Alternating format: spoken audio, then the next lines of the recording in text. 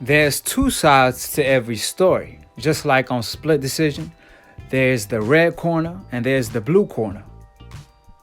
However, when the truth is spoken, the only other side to that is the lie, aka the cover-up, which usually they get pretty creative with that. So there's facts and there's also opinions. And in this video in particular, we're going to talk about facts only. We're going to speak with logic, not emotion, by speaking the whole truth. So you could call this video the sword of justice. So we're going to talk about both sides of the story, and we're going to split it with the truth down the middle. So as the latest edition of many fighters that co-signs the Tyson Fury tampering with glove accusations by new media and Akhi's investigations, Joey Spencer dropped jewels on us last time. I'm gonna leave the link for that video in particular in the comment section below, so make sure y'all check it out. And if I didn't know no better, I would have thought Joey Spencer was an actual preacher that speaks the whole truth instead of a prospect. So shout out to Joey Spencer as he went in depth on how normal it is to punch bare knuckle from inside of the glove in Detroit, which is also where Tyson Fury was training at for the Deontay Wilder rematch, aka the Kronk Gym. And ironically, both Tyson Fury and the trainer started talking about retirement right after their biggest victory. I mean, let Tyson Fury tell it. When he beat Tom Schwartz, he acted like he beat Godzilla the way he was celebrating. However, now he's nowhere to be found. I mean, forget about making guest appearances. He even blocked his Instagram, let alone celebrate his victory. It seemed like he was the one that took the L instead of Deontay Wilder.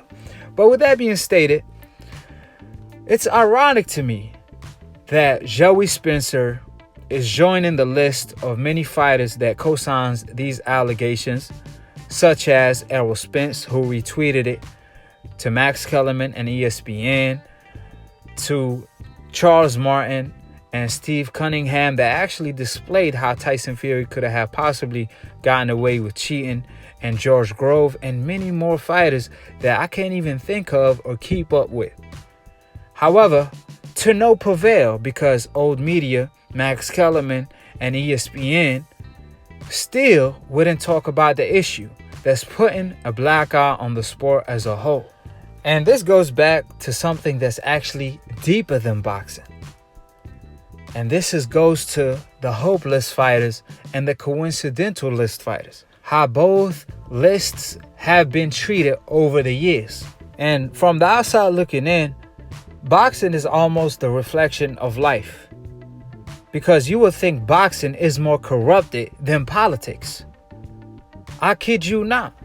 I mean, it ain't no secret. When you're a fighter from the hope list, you get benefits that Geico can't even provide. What I mean by that, if you're on the hope list and maybe you have a loss on your record that you want removed, they're gonna remove it for you. If you're a fighter on the hope list and you have a track record of cheating, they're gonna erase that from your track record, and they will do their best to erase it from history. However, if you're a fighter from the coincidental list, it's the contrary. They will do their best to see you fall, which I'm gonna give real life examples of that without even bringing up Tyson Fury nor Deontay Wilder. So subscribe below if you want to hear the whole truth every single time. And first things first, we're going to use an example of a fighter that everyone knows, who created TMT. But today we're going to flip the M to a W, since this man known for getting money every time he stepped in the ring, getting a W, because he stayed winning his whole career. So we're going to talk about the TWT, the whole truth, on the one and only Floyd Money Mayweather, the creator of the Money Team. He will be our first example. Floyd Money Mayweather, they emphasize that O is not that important as long you fight the best. trying to suggest that Mayweather didn't fight the best. How ironic, even though Mayweather fought more champions than most fighters in history, even though he only had 50 fights, surpassing fighters that had 100 fights or even 200 fights, aka Chavez Sr. and Sugar Ray Robinson. Now, to put things in perspective, for Sugar Ray Robinson, you have to give him the benefit of the doubt because at the time, there was less weight classes and only one belt per division.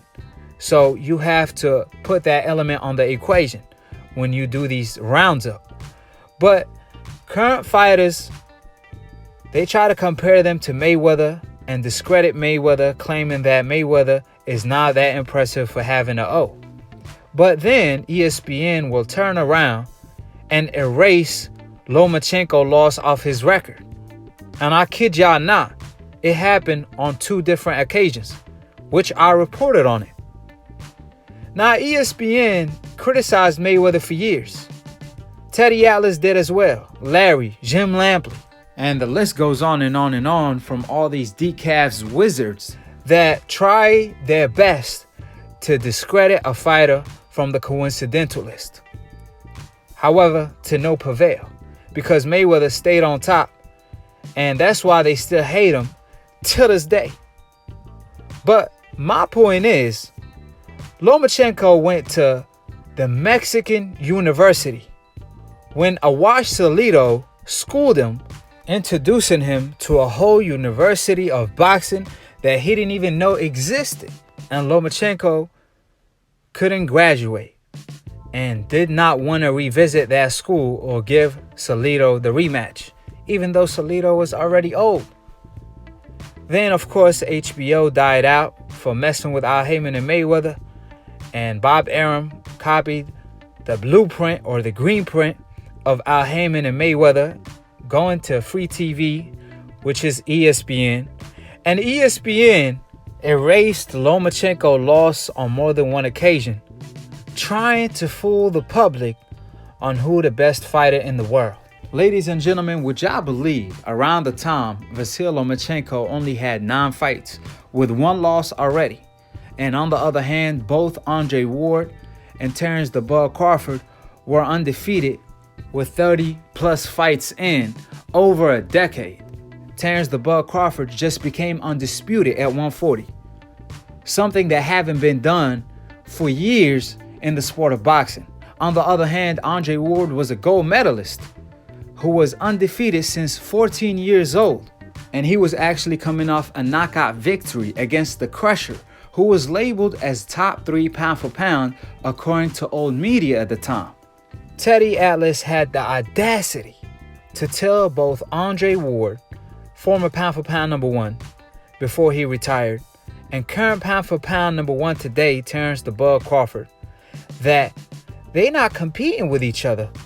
They competing with this fighter that have 7 fights and 1 loss, Lomachenko, because he is pound for pound number 1.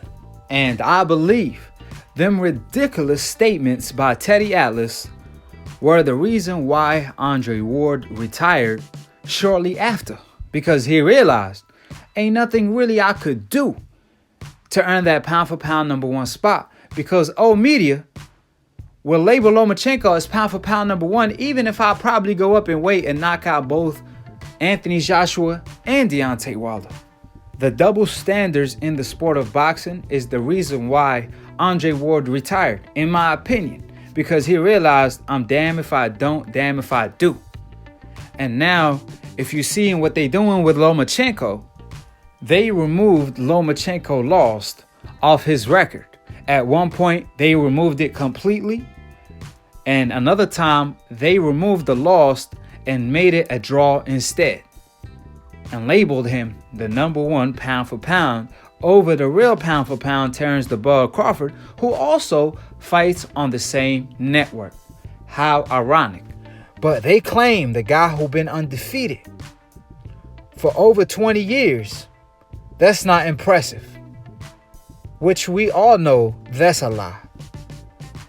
So I could point out so many double standards in the sport of boxing when it comes to Mayweather.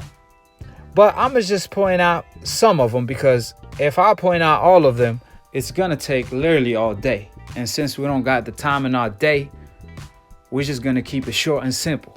And on the other hand, if y'all know all the corruption we dealing with, y'all probably end up quitting boxing. And we don't want that to happen. We just want to tell the whole truth. So, since boxing began, every time a fighter from the coincidental list, if he boxes, they say he's born. He's moving around, he's running. Now, when it's a fighter from the hope list doing the same thing, and just to make it worse, on a lower level, they will praise his brilliant boxing skills all day. For examples, Willie Pett. I'm pretty sure y'all heard of the story where Max Kellerman informs the public every single chance he get how Willie Pett was a great boxer and won a round without throwing a single punch. Man, you know how ridiculous that statement is? That really cracks me up every time I hear Max Kellerman or any of these decafs wizards use that in order to praise Willie Pett. Because if the shoe was on another foot and that foot happened to be a coincidental list fighter, see, they wouldn't just critique him all day. They will trash this fighter all day long. Matter of fact, scratch that. All year long. Do y'all know, ladies and gentlemen, that there were plenty of fights and plenty of rounds where Rigondeaux, Floyd Money Mayweather, Roy Jones, and even Muhammad Ali, they went plenty of rounds without getting hit, not even once. But also in return, they were hitting their opponent plenty of times. And they were still getting critiqued. And pardon me, ladies and gentlemen, critique is not the proper word. Trashing is a better word, because every time Rigondeaux fought on HBO, the decafs wizards such as Jim Lampley and Larry, they stayed trashing Rigondeaux regardless of the risks he took. Even if he got knocked down taking some risks, they wouldn't even acknowledge it. They stayed talking about the boos in the crowd every time they heard one. I mean, Jim Lampley supposed to be a blow-by-blow announcer, but he turned out to be a boo-by-boo announcer. Therefore, instead of doing his job, focusing and talking about Rigondeaux brilliant boxing skills like they did for Willie Pett, they rather shit on Rigondeaux instead. Furthermore, when it was Willie Pett, a fighter from the hope list, they still praising it to this day when it was against a lower opposition compared to even a Rigondeaux. Now, y'all see how they praise that. But when it's a Rigondeaux doing it to a Donaire, and according to Max Kellerman himself, at the time, Donaire was pound for pound number 3. And if he was in the same division as Floyd, he will be the favorite. And Rigondeaux, with only like 10 or 11 fights, schooled him almost every single round with ease. And Bob Arum shit on him the whole time right after the fight, including HBO. Now, how ironic is that? They praised Lomachenko for doing the same thing, but when it was Rigondeaux, it's automatically he's boring. When it's Floyd Money Mayweather, a fighter from the coincidental list just like Rigondeaux, Larry used to say every single time, Mayweather, he worries about not getting hit before hitting his opponent. And Roy Jones responded to him one time like, of course, that's what he was supposed to do. I mean, this is boxing. Hit and don't get hit. That's the name of the game, Larry. You might want to go watch another sport. Of course, he didn't quite say that. However, y'all get the point. Now, of course, Larry responded by saying, well, some fighters look to hit their opponent before worrying about getting hit. That sounds like a decaf talking that never boxed before.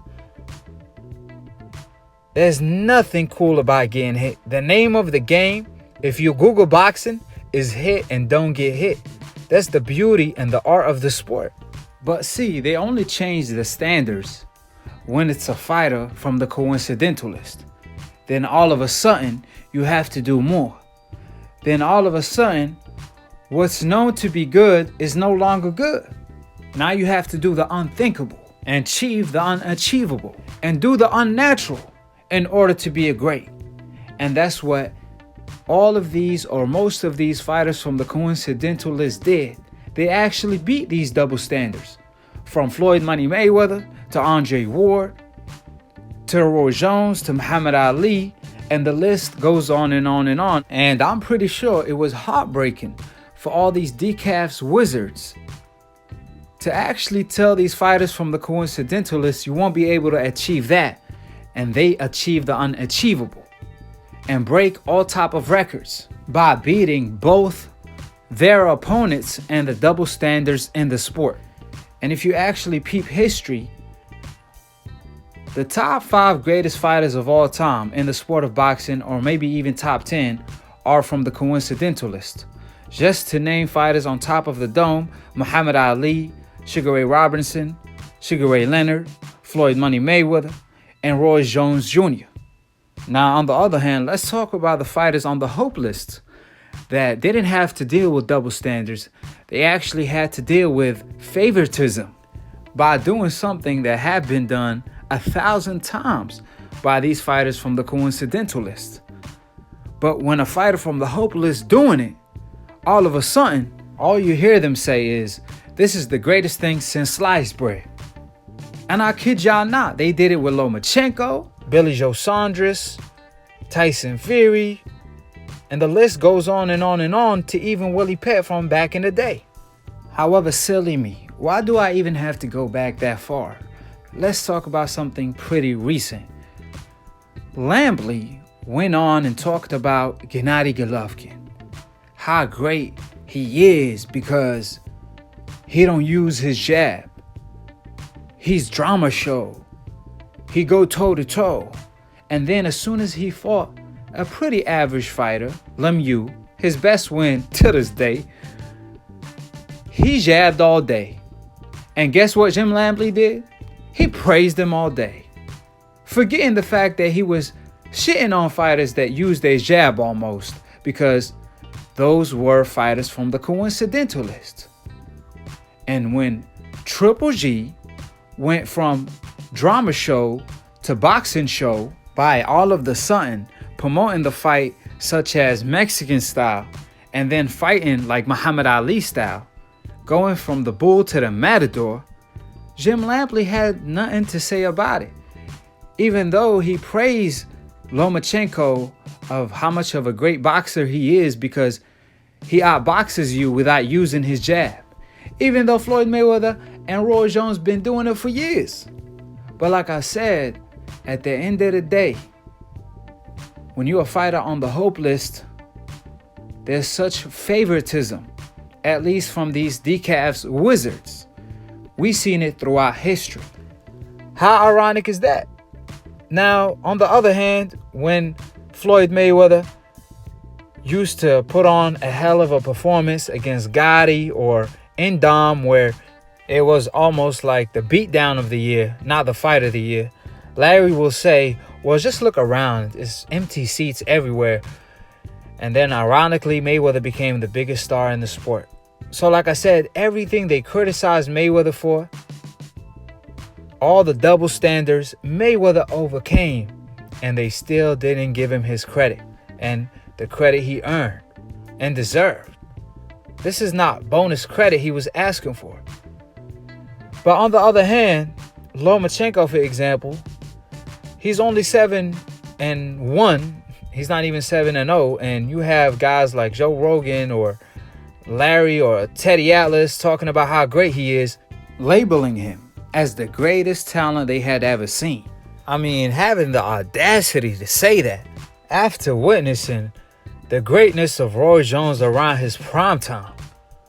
Apparently, they must have forgot exactly how much of a gifted fighter he was. Or maybe they're trying to say they never seen a fighter from the hopeless that could actually fight. Either of the two. I mean, Roy Jones did things like it was magic. He was also a fighter on the coincidental list. So like I said, when it's a fighter from the coincidental list coming forward, showing a great chin, they will say he's a punching bag. When it's a hopeless fighter, they will say, wow, watch his iron chin. He's always exciting, giving the fans everything they have been asking for. You see the difference of how they point out the hopeless fighter and the coincidentalist fighter? And that's how it was and will always be in the sport of boxing. Like I said, they did it to Jack Johnson, Joe Louis, Floyd Money Mayweather, Rigan Diao, and the greatest, Muhammad Ali. You think it's a coincidence he was supposed to go to Vietnam? They did it because they couldn't defeat him in the ring. So they had to defeat him outside of the ring. And that's what they basically did to Rigan Diao. So to ignore how boxing have been treating fighters from different groups is equivalent of ignoring the racism in real life.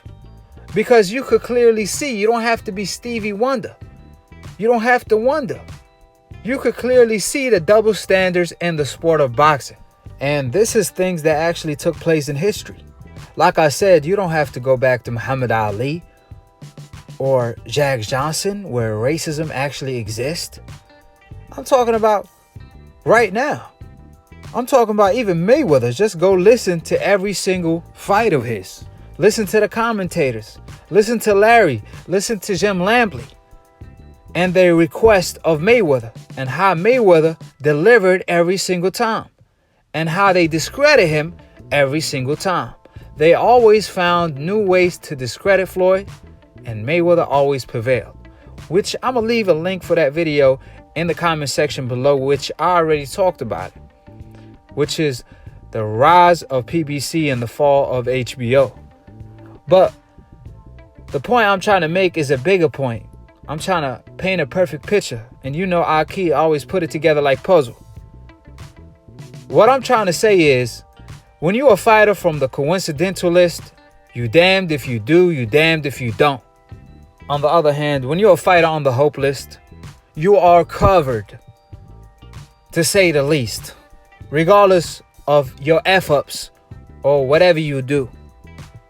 And Deontay Wilder versus Tyson Fury is a perfect example. Deontay Wilder got criticized for saying he won a body on his record. He's saying this is a dangerous sport. The WBC, the World Boxing Corruption Organization, said they had an issue with that. But they don't have an issue with a fighter that's actually allegedly cheating right in front of our faces. But when you're on the hope list, even if you're guilty, you're not guilty till proven guilty. And you're going to be innocent because they're not going to take you to trial. Even with all the evidence that's right in front of our faces. And even with a witness. It take more than that. It take God doing and destiny to point out the double standards in boxing. Because old media wouldn't talk about it. That's why it's out with the old and in with the new. And new media always preaches the truth and reports factual information. We talk with logic, not emotion. So with that being stated, throughout history, double standards have been shown. And they were more upfront about it. However, now they try to cover it up as much as they can. But of course, that's why new media is here. We're not here to create confusion. We over here trying to restore order since old media corrupted things and maintaining it, which we doing our best. And I appreciate every single one of my Akhis and all the supporters. But with that being stated, Tyson Fury literally got busted using steroids, and ESPN covered that up with the cocaine story. He got suspended for 2 years, but they blamed that on depression and erased that from history, or at least they tried to. However, you could hide from the truth, but you can never ever hide the truth. And believe it or not, ladies and gentlemen, Tyson Fury used the wild boar as an excuse. That's extinguished. That's a wilder excuse than the dustiest excuse I ever heard. And to make matter worse and put icing on the cake, he even bribed a 70-year-old farmer to lie in court. And to get away with it, he relinquished his license in the UK. And old media wouldn't even report on that. And now, Tyson Fury repeated something he did in the past where Mark McDonald, the referee, busted him doing so before his fight with Klitschko. So shout out to Mark McDonald for actually doing his job. Now, of course, Tyson Fury repeated that against Deontay Wilder in the first and second fight, and the commission wouldn't do a damn thing about it, even after we did a whole request from thousands of people. The Nevada State Commission still ignoring it with old media. The cover-up is real. The hope list insurance is the best, better than Geico. Let it be known. Like I told y'all time and time again. Now, of course, they try to cover this glove-gate accusation. Teddy Atlas tried his best. Akhi hit him with a kill shot. You know, Akhi don't play. Hopefully, Max Kellerman comes and plays with us. But, of course, you play with fire, you get burned. And when there's fire, there's smoke. And where there's smoke, there's fire. So, like I said, they ignoring this glove-gate accusations. But all these fighters from champions or former champions or prospect, Errol Spence, Steve Cunningham, Joey Spencer, they all talking about it. But old media wouldn't talk about it. And that's their actual job. So leave it for new media to speak the truth. But like I said, that's the double standards in the sport. See, when you're a fighter on the hope list, they will erase your track record if you cheated. They will erase your losses. They will erase your suspension. They will take that away and allow you to fight. However, when you're a fighter from the coincidental list, you damn if you do, damn if you don't. Even if you're innocent, you're going to be proven guilty. Which is crazy to say the least, because you have people that run track on the coincidental list, and when they get busted, they go to jail for that for like 4 years. But when it's a fighter that's actually fighting in the ring and he's on the hope list, that insurance covers everything. So this ain't the first time, nor the last, because history repeats itself. But per story, there's always a message. And I believe this one will have even a greater message to our time. And Deontay Wilder got the right hand and the hammer from Alabama. So once he fight Tyson Fury in a trilogy match on an even playing field, he has the chance to write history and write his own destiny with his own right hand, regardless of the narrative that have been written. Because, of course, they tried to discredit him, claiming it's not impressive to knock out 40 people. But they praised the ish out of Rocky Marciano, and we don't know who he fought. No damn way. He don't even have an Ortiz on his record. He only fought Joe Louis when he was about 50 years old. And I mean literally.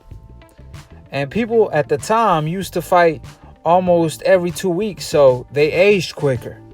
So the point I'm trying to make out is that they praise Rocky Marciano, but all of a sudden Deontay Wilder, they want to discredit him. They want to say Tyson Fury is 1,000 times more skillful, but want to ignore the fact that he had to cheat in order to win. So if you are that skillful, why you have to cheat in order to win is the $1 million question. Unless you have pillow fists. I mean, his track records speak for itself. Allegedly, of course, when it comes to the glove gate. But in the past, it's a fact that he failed a drug test due to steroids. And you know what they always say, once a cheater, you will always be a cheater. That's Deontay Wilder's favorite quote, or one of them at least. Now, for all the Tyson Fury fans that always come to the comment section claiming, well, I could clearly see there's something wrong with his glove, so he could have possibly cheated, but he's still more skillful. That's why he won. So y'all want to ignore the element of him cheating? You see, they admit that Tyson Fury did cheat, but they don't care. As long as he get the W and he beat this bastard from the coincidental list that they hate so much. So these decafs rather be ignorant and ignore the fact that Tyson Fury had to cheat in order to win. But that's beside the point, because that's equivalent to Jim Lampley and Larry trying to force Mayweather to fight Manny Pacquiao in 2009, even after Pacquiao turned down the VADA test. They tried their best to force Mayweather to fight Manny Pacquiao, even if the fight wasn't on an even playing field. Even if Pacquiao was actually on something. They didn't care. They just wanted to see Mayweather lose so they could say, see, I told you so. He's not that great because he lost to so-and-so. They were patiently waiting to see Mayweather fall, but he always got his hand raised. And they hated that because their moment never came. That's why they blamed Mayweather for the fight not happening on time with Manny Pacquiao, even though they knew it was Manny Pacquiao who turned down a 50-50 split due to a needle, even though he got tattoos. So my point is, the fight of the decade between Mayweather and Pacquiao. Jim Lampley and Larry and all these decavs, wizards, they didn't care if that fight was on an even playing field. They just wanted to see Mayweather lose so bad at all cost. And the same thing applied to Deontay Wilder versus Tyson Fury. See, ladies and gentlemen, there's a reason why Floyd Mayweather always got booed on every single fight of his, almost, especially when he became Money May. He will fight a Guerrero, a fighter that's not really that much known, but it seemed like Mayweather is the one getting booed, when you will think it's the other way around. Because when Oscar De La Hoya, every time he fought a fighter on the coincidental list, they cheered Oscar, the popular fighter. But when it was Mayweather, on the other hand, they booed Mayweather. They booed Muhammad Ali. And last but not least, they also booed Deontay Wilder. What a coincidence. It's not called the coincidence list for no damn reason. You see the double standards? When it's an outsider that's going up against Deontay Wilder, which is Tyson Fury, and you can't say, well, Tyson Fury is more popular than Deontay Wilder, because Tyson Fury fight before that sold like 3,000 tickets. So how is Deontay Wilder getting booed in his own country? And the same thing applied to Floyd Money Mayweather, even when he fought fighters that's not really that popular. When Mayweather sold the pay-per-view on his own, such as Guerrero, Ortiz, so on and so forth, Mayweather always got booed. Ali always got booed. Deontay Wilder is the one getting booed against Tyson Fury, who's an outsider. It doesn't make any sense. When Errol Spence fought Kell Brook in his own hometown, they didn't boo Kell Brook and cheered Errol Spence, because it don't make no sense. But when Lomachenko fought Luke Campbell, they showered Lomachenko with cheers. But when it was Errol Spence, they showered him with boos.